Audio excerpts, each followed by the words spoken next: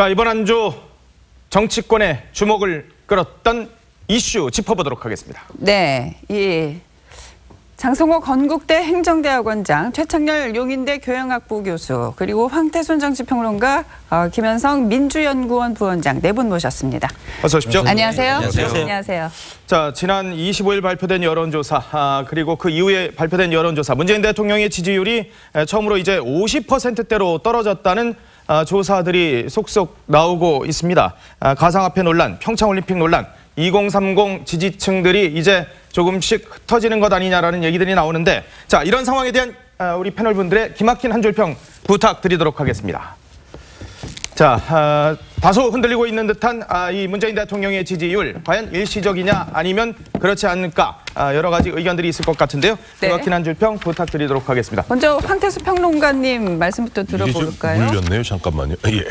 우문현답이다. 우문현답이요? 우문현답. 왜 우문현답이라고 하신 거죠? 통상 우문현답이라는 게 우리의 문제는 현장에 답이 있다.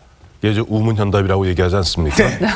아니, 많이들 쓴 표현이에요. 우문현답이라는데 사실은 뭐 지지율이라는 것은 오를 수도 있고 내릴 수도 있습니다. 그렇죠. 과거 역대 대통령을 보더라도 확 빠졌다가도 또 다시 회복하기도 하고. 이명박 대통령 집권 초기에는 한 자릿수까지 떨어졌던 것 같아요. 그렇죠. 초기에 예. 보면 이른바 그 당시 광우병 파동 때는 거의 한 자릿수까지 내려갔다가 또 그 다음 분기에는 거의 막 3배, 4배 이상 오르지 않습니까? 네. 그러니까 저는 보면 지지율은 오를 수도 있고 내릴 수도 있다고 봅니다. 문제는 뭐냐니까 지금 이것이 아까 조금 전에 말씀하신 대로 특히 2030을 중심으로 해서 지지율이 조금 흔들리는 이런 모습들은 기본적으로는 저는 고용의 문제 있다고 봐요.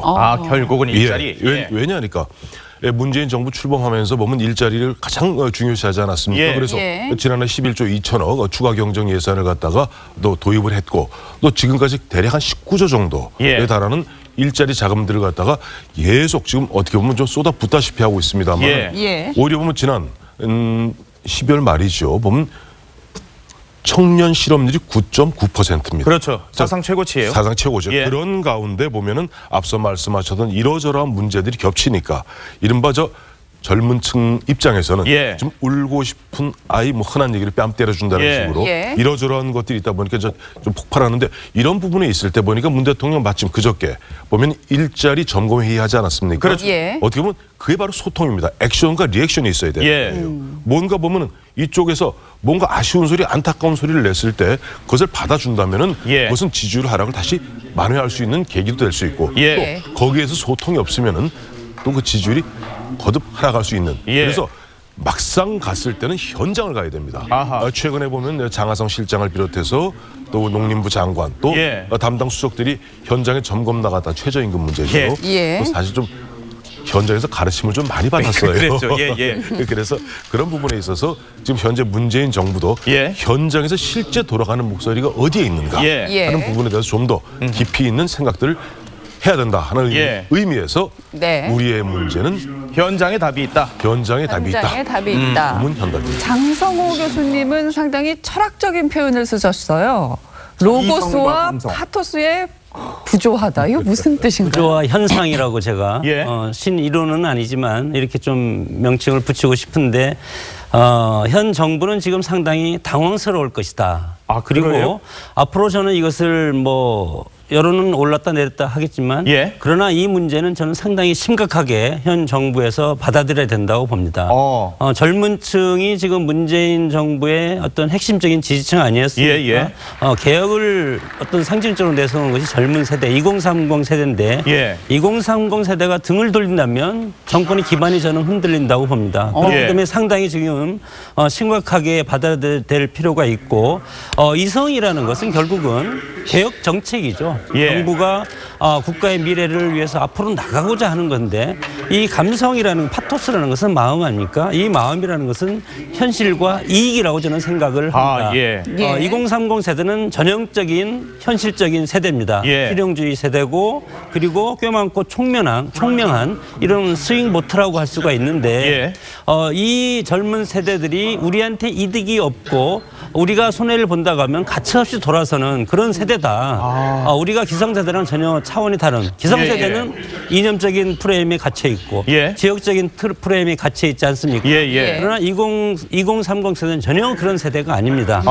철저하게 현실 이익을 중심으로 따라가는 세대이기 때문에 한번 등을 돌리면 다시 돌아오기 어려운 그런 세대가 20세대이기 때문에 저는 이성과 감성의 부조화 현상을 빨리 깨는 것이 현 정부가 시급히 해야 될 과제라고. 그래서 당혹스러울 것이다라고 보는 거군요. 당혹스럽고 오히려 심각한 문제라고 봅니다. 그 말씀은 문재인 대통령이 이 젊은 층의 지지율을 다시 확보하는 게 그렇게 쉽지만은 않은 일이다. 네, 쉽지가 않는 것이 이미 지금 뭐 몇 개월 지금 7, 8개월 지금 흐르지 않았습니까? 여기에서 어떤 정권의 로드맵이 나와 있는데 그리고 국제 정치나 경제나 이것과 우리가 지금 맞아서 가야 되는데 안보 위기 경제가 지금 계속 지속되고 있지 않습니까?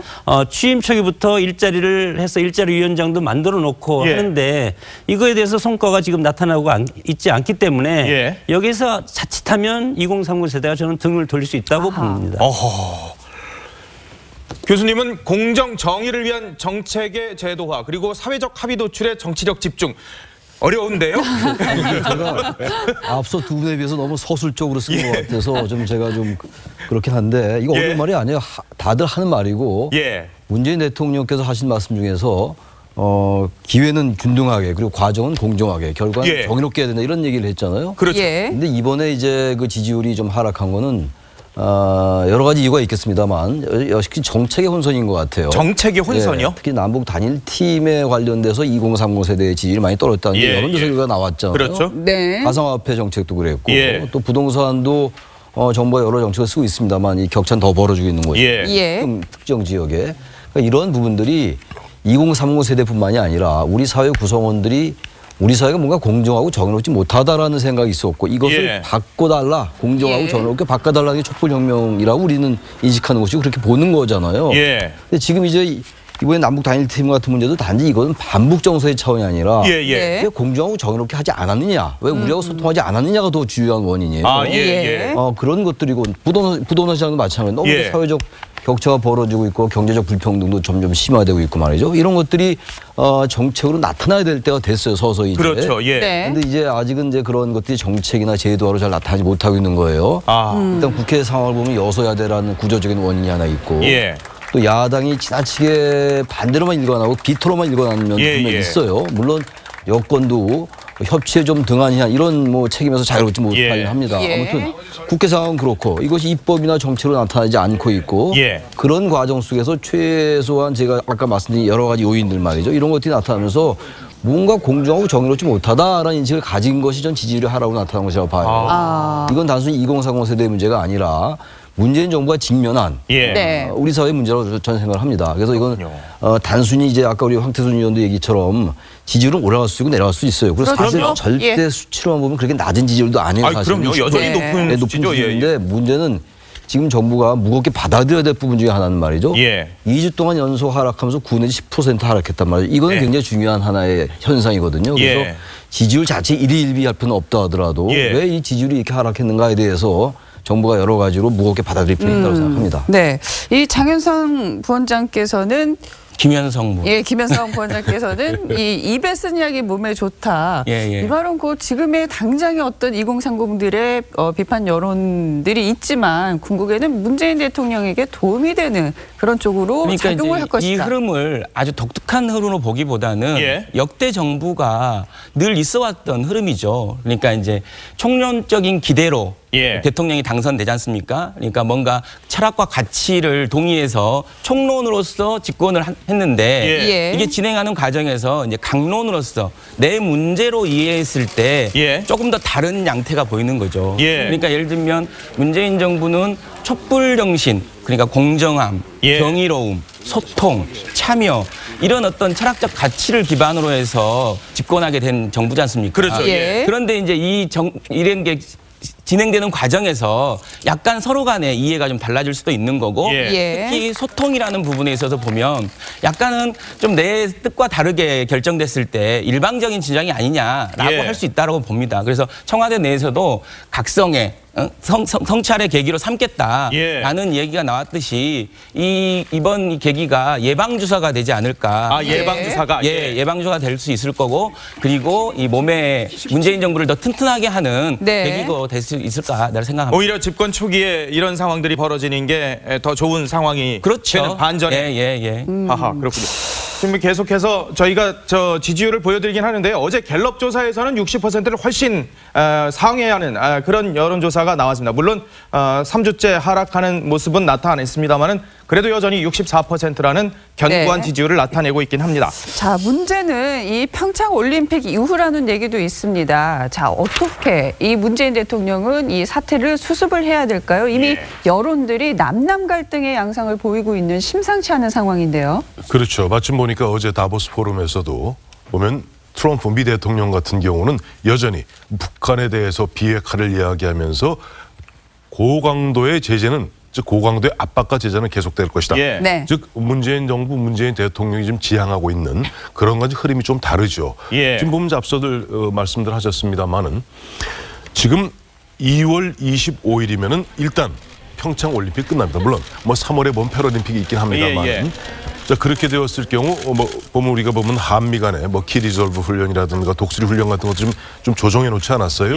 그러나 지금 북한 김정은 같은 경우는 원래 4월 25일이던 건군절을 갖다 2월 8일로 바꾸어 가면서 대대적인 퍼레이드를 할 생각입니다. 열병식을 한다 그러죠. 열병식을 한다 그러죠. 자, 그렇게 되었을 경우 저는 가장 큰 걱정이 뭐냐니까 2월 25일이 끝나고 났을 때 그때 가서 제가 지난주에 말씀드린 대로 국민은 국민대로 또 보면 각자 나라 관여된 국가는 국가대로 이른바 수지 계산을 맞출 겁니다. 자, 대한민국 정부가 보면 아까 말씀하셨던 지지율 하락이 뭐가 되었다는 계기가 되었다는 단일팀, 한반도기 등등등 그다음에 무슨 예술단 공연 등등의 여러 가지 이벤트들이 있지 않았습니까? 있지 않겠습니까? 근데 그래서 2월 25일 이후에 또 3월 19일 이후에 그야말로 한반도의 긴장이 완화되는 그런 어떻게 당초 문재인 정부가 지향했던 바대로 흐름이 간다면은 그래, 그거 잘했어. 잘했기 때문에 그래도 북한도 굉장히 전향적으로 나오고 비핵화 어떤 뭐랄까 좀 전향적으로 나오고 있어 라고 얘기할 수 있겠으나 만약 그렇지 않다면은 그러면 왜 우리가 이와 같은 많은 양보를 했지? 그때는 그야말로 갈등이 더 불거질 소진을 갖고 있다. 즉 어떻게 보면 지금 현재 상황에서 문재인 정부는 이 평창 올림픽을 중심으로 해서 양날에 칼을 쥐고 있는 형국이다라고 봐야 됩니다. 그렇군요.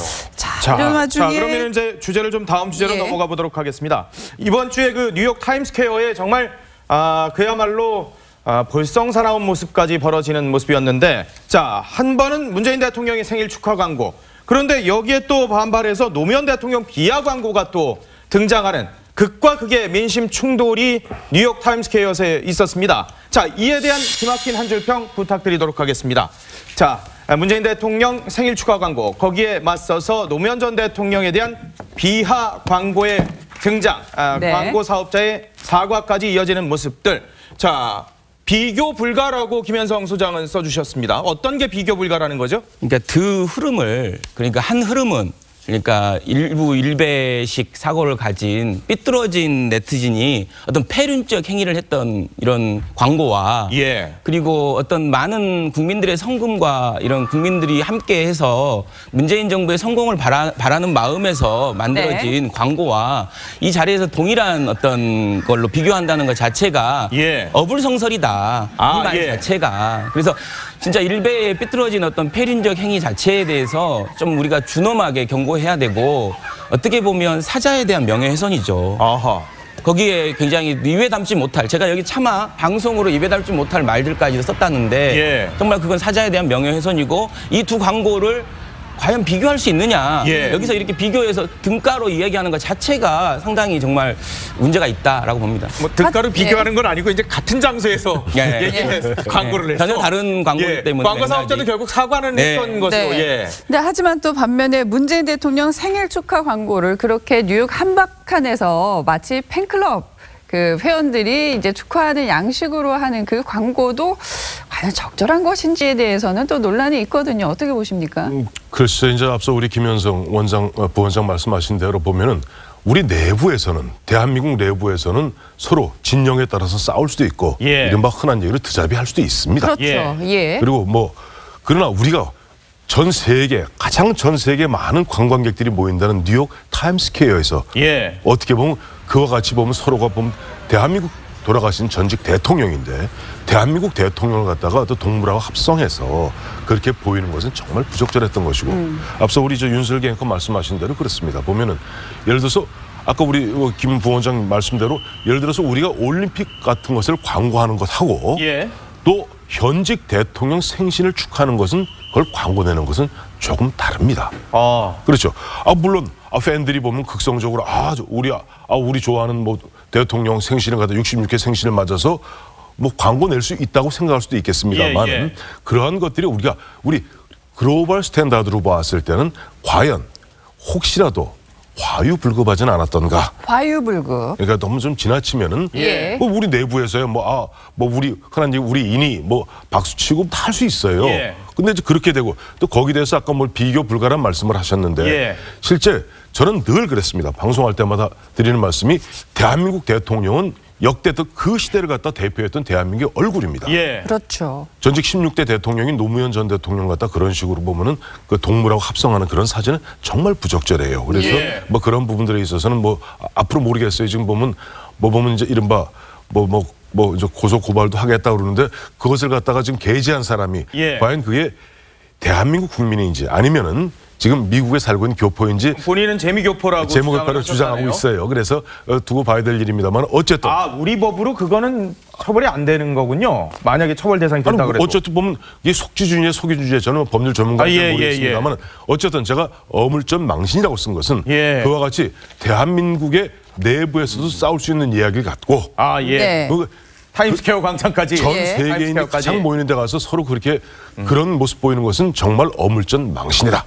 말씀드립니다. 최 교수님은 대립 갈등의 상시화, 극단의 정치자라고 얘기를 하셨습니다. 이거는 전 하나의 현상으로 받아들이고 싶어요. 일단 이 말씀드리기 전에 그 일베에서 그것을 올린 사람은 비난받아 마땅하다. 앞서 두 분이 충분히 설명했으니까 제가 뭐 다시 재론하지 않겠는데 그야말로 노무현 대통령에 대해서 그런 글을 올린다는 건 있을 수 없어요. 어쨌든 정치나 다 우리 인간이 하는 건데 그럼요. 최근에 정치권에서도 자꾸 노무현 전 대통령을 자꾸 소환하는 이런 것은 일단 바람직하지 않다라는 말씀 한번 드리고 또 문재인 대통령에 대한 지지자들이 올리는 것도 그렇게 비판의 대상은 아닌 것 같아요. 단지 보기에 따라서는 지지하지 않는 사람들은 물론이겠습니다만 좀 중간자적 입장에 있는 유권자들이나 투표자들이 볼 때는 조금 과도하다고 느낄 수는 있을 것 같아요. 그것이 그렇게 비난받거나 비판받을 부분은 전혀 아니라고 보는 것이고 전 지금 아까 우리 김효성 원장 말씀처럼 등치로 비교될 것은 아니면 분명한데 하나의 우리가 굳이 현상으로 설명한다면 우리 정치가 지나치게 이 반목 대립 갈등이 아주 구조화 상습화, 상시화, 고질화 이렇게 돼 있어요. 그런 부분들이 하나의 극단적인 형태로 나타난 거라고 저는 보거든요. 제가 아까 전에 한줄평에서는 어쨌든 뭔가 이 적폐 수사를 뭔가 이제 정책으로 제도화로 자꾸만 구체화시켜야 된다는 말씀드렸잖아요. 그러나 같은 맥락에서 이제는 우리가 이 이제 극단의 정치를 어떻게 제도적으로 완화시킬 수 있을 것인가. 이거 좀 다른 측면이 될 수는 있겠습니다만 선거제도나 정당제도 문제, 뭐 소선거구제를 뭐 개혁한다든지요. 지나치게 양당 체제, 기득권 양당 체제보다 뭔가 국민들 사회 구성원들의 요구와 갈등과 이익이 좀 표출될 수 있는 그런 다당 체제로의 그러한 변화를 위한 선거제도의 개혁.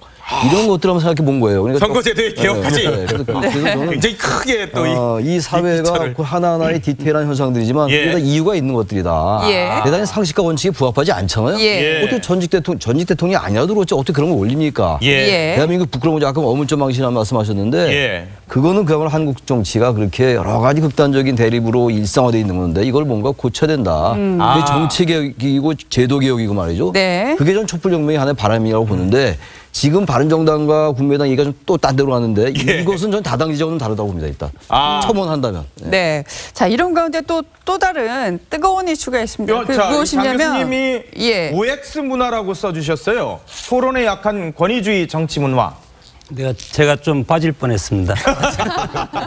짧게 하셔야겠네요. 우리 민족 어떤 철학적인 분의 극한주의라는 것이 있었습니다. 그렇죠. 과거에 뭐 예를 들어서 의병 활동도 마찬가지고 목숨을 걸고 하는 결사항쟁 이런 걸 우리가 많이 들어왔지 않습니까? 예.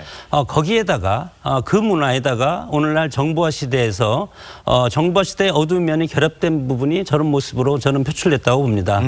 상대방을 인정하지 않는 OX에 우리가 익숙하고 흑백 논리라고 하는데 결국은 이것은 과거에 우리가 권위주의 정치 문화를 해오면서 어린 시절에 우리가 부모님과 밥 먹을 때 식탁에서 말하지 말라고 그러지 않았습니까? 예, 그런 미덕이라고 들었죠. 뭐 미덕이라고 들었죠. 그러나 말을 하면서 천천히 밥을 먹어야지 그것이 위생적으로 상상이 좋고 건강에도 좋은 것이 현실인데 이런 문화가 있기 때문에 권위주의 정치 문화에서 토론의 문화가 없이 OX로 그냥 표시하는 서로 대화가 없기 때문에 서로 충돌을 하는 이런 문화가 지금 한반도 우리 한국에서가 아니고 미국의 타임스퀘어까지 가서 이런 것이 있다는 것은 우리의 어떤 정치 문화 민족 문화에서부터 그 뿌리를 찾아야 된다고 봅니다. 어쨌든 우리 국내 내부의 어떤 반목과 이 대립들이 과연 저렇게 글로벌 시대까지 글로벌 무대까지 가서 서로 공방을 펼치는 게 과연 모양새는 좋지 않다는 그런 의견들이 대다수를 이루고 있는데요. 자, 근데 OX 문화가 문제 있다 그랬는데 저희가 지금 사실 OX를 지금 하나 준비를 하고 있는 상황이거든요. 자, 이런 상황에서 또 다른 하나의 또 뜨거운 이슈가 이제 급부상을 했는데요. 바로 이해찬 전 총리가 민주당이 앞으로 30년 동안 장기 집권을 해야 한다는 얘기를 해서 또 논란이 커지고 있습니다. 자, 이 발언 적절하다 아니다. OX로 한번 여쭤볼게요. 자, 민주당의 장기 집권 플랜이 시작이 됐다 아니다. OX로 좀 부탁드릴게요. 이해찬 전 총리가 얘기를 한 겁니다. 민주당이 장기 집권해야 된다. 그리고 홍준표 대표는 지방선거 지나면 아웃될 것이다. 뭐 이런 표현을 했는데 자, OX로 좀 부탁을 드리도록 하겠습니다. 2대2가 나오는군요. 이게 써시네요. 이분법적 표현을 써서 죄송한데 여하튼 장기 집권 플랜 세모로 또 바꾸셨어요. 세모부터 좀 들어볼게요. 아니 그거야말로 OX로 하기가 어려운 거예요.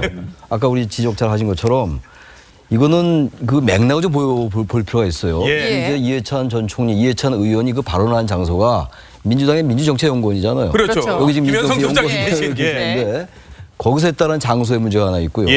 또 앞뒤 맥락을 보면 아까 저 자막에는 장기 집권 얘기를 했는데 장기 집권의 추억이 있어요. 우리는 그래서 장기 집권이라는 말이 딱 뜨면 그건 나쁜 거잖아요. 일단 하고 독재, 권위주의 정권, 개발 독재 뭐 이런 난 부정적인 장기 독재라는 말도 연상이 장기 되고요. 독재가 떠오르기 때문에 그거를 가지고 당연히 그거만 보면 당연히 이거 X가 가는 게 맞죠. 근데 그 말하는 맥락이나 이런 거는 우리가 뭔가 이제 집권을 어렵게 했으니까 그동안 보수 정권 이제 이해찬 의원의 입장에서 보수 정권이 잘못했던 거 대북 지나치 강경책으로 일관했던 거라든지 사회적으로 너무 기득 질서에 위주로 갔다라든지 이런 것들을 이해찬 의원의 입장에서 볼 때는 이런 것들이 또 재현되면 안 되니까 우리가 가지고 있는 이런 이념 지향을 가지고 우리가 집권을 더 함으로써 사회를 좀 바꿔나가야 된다 이렇게 해석할 수도 있을 것 같아요. 단순하게 문구만 보고 그러지 말고 단순하게 장기 집권이다 뭐 이렇게 얘기할 게 아니라 그래서 제가 이렇게 했다 이렇게 했다 겁니다.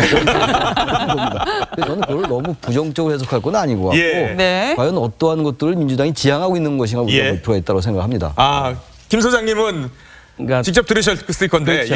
이 공영방송인 이 TV 조선에서 이렇게 다뤄지는 걸 보니까 아무튼 관심이 큰 것이구나라고 생각했습니다. 이게 어떤 내용이냐면 저희 민주연구원에서 당원들과 어떤 우리 내부에 공부하는 모임으로 민주공대라는 인터넷 방송, 유튜브 방송을 하고 있습니다. 거기에 이제 초청돼서 와서 하신 발언인데요. 발언의 이제 맥락적, 문맥적으로 보면 저는 세 가지 관점에서 말씀하셨어요. 첫 번째 관점은 정당이라는 게 목적이 정권을 창출하는 거다. 그럼 여기서 나오셔갖고 당원들한테 우리 그러면 정권 넘겨야 됩니다. 이렇게 말씀하실 때 그렇습니까? 그래서 우리 정권 잡아야 되는 게 목적이고 이렇게 돼야 우리나라가 잘 될 수 있다라는 얘기는 하실 수 있는 거거든요.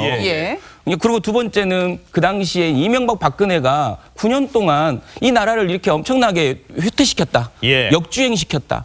그래서 그 9년의 역주행을 막기 위해서는 더 진보 정권의 장기 집권이 필요하다. 아니 연속 집권이 필요하다. 명확한 원칙은 장기 집권이라는 말씀하시지 않았고 연속 집권, 계속 집권 이렇게 말씀하셨어요. 장기 집권이 아니라 연속 집권, 계속 집권. 그런 말씀을 하셨고 또 거기서 이제 그런 서구에서는 정당을 대신하는 시민단체와 노조들이 발전을 해서 국민의 뜻이 잘 이렇게 전달되는데 우리는 정당이 더 중요하다. 그래서 이제 복지국가 그리고 평화국가 이런 걸 만들기 위해서는 조금 더 긴 호흡을 가지고 진보가 집권을 해야 된다라는 의미로 말씀하셨고 이건 정당 안에서 정당의 채널로 말씀하신 거라는 것을 다시 한번 말씀드리고 문맥적으로 보면 저는 이제 이게 비판받아야 될 게보다는 저는 이제 자유한국당이나 이런 분들이 어떤 자기네 가치와 뜻을 가지고 집권을 하려는 노력을 해야 된다 이번 기회에 자꾸 반대만 해서 그 반대 금부로 집권을 하겠다라는 이걸 버려야 된다라는 거죠. 그렇군요. 본인들의 목소리를 내서 집권을 해야 된다라고 이 얘기를 받아들이면 됩니다. 황평론가님이요. 이게 저 우리 김현성 부원장님 말씀 듣고 우리 최창일 교수님 말씀 들으니까 저도 이렇게 되는데